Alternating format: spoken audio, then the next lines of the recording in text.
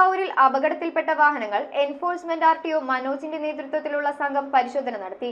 Tourist bus ഡ്രൈവറുടെ അശ്രദ്ധ മൂലം അപകടം ഉണ്ടായതായാണ് പരിശോധനയ്ക്ക് ശേഷം എൻഫോഴ്സ്മെന്റ് ആർടിഒയുടെ റിപ്പോർട്ട്. പ്രഥമ ദൃഷ്ടിയിൽ ലോറി ഡ്രൈവറുടെ വീഴ്ചയല്ല അപകട കാരണമെന്നും ഉദ്യോഗസ്ഥർ വ്യക്തമാക്കി. വിദ്യാർത്ഥികളുമായി ടൂർ പോയ വാഹനമായതിനാൽ ബസ് ഡ്രൈവർ കൂടുതൽ ശ്രദ്ധിക്കേണ്ടതായിരുന്നുവെന്ന് അപകടത്തിൽപ്പെട്ട വാഹനങ്ങൾ പരിശോധിച്ചതിനു ശേഷം എൻഫോഴ്സ്മെന്റ് ആർടിഒ മനോജ് പറഞ്ഞു.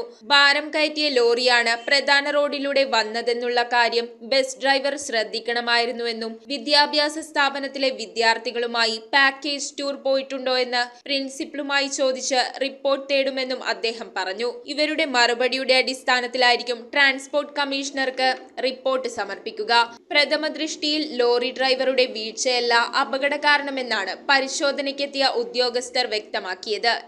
വന്നിരുന്നത് മൂന്നാർ സൈഡിൽ നിന്നാണ്. KL40K 5089 എന്ന് പറയുന്ന വാഹനമാണ്.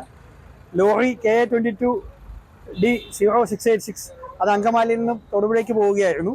അപ്പോൾ ഇതിൽ നോക്കിയതിൽ മനസ്സിലായത് ബസ് ഡ്രൈവർ കുറച്ചും കൂടിയും ശ്രദ്ധിച്ചിരുന്നെങ്കിൽ ഈ അപകടത്തിൻ്റെ ആഘാതം ഒഴിവാക്കാൻ കഴിയുമായിരുന്നു എന്നുള്ളത് തന്നെയാണ്. അത് പരിശോധിച്ചതിന് ശേഷം ഡേറ്റകൾ പരിശോധിച്ചും ഇതിൻ്റെ CCTV ദൃശ്യങ്ങളും ബാക്കിയുള്ള അനുബന്ധ സാമഗ്രികൾ പരിശോധിച്ചതിന് ശേഷം നമ്മൾ ബാക്കി റിപ്പോർട്ട് ബഹുമാനപ്പെട്ട ട്രാൻസ്പോർട്ട് കമ്മീഷണർക്ക് നൽകും.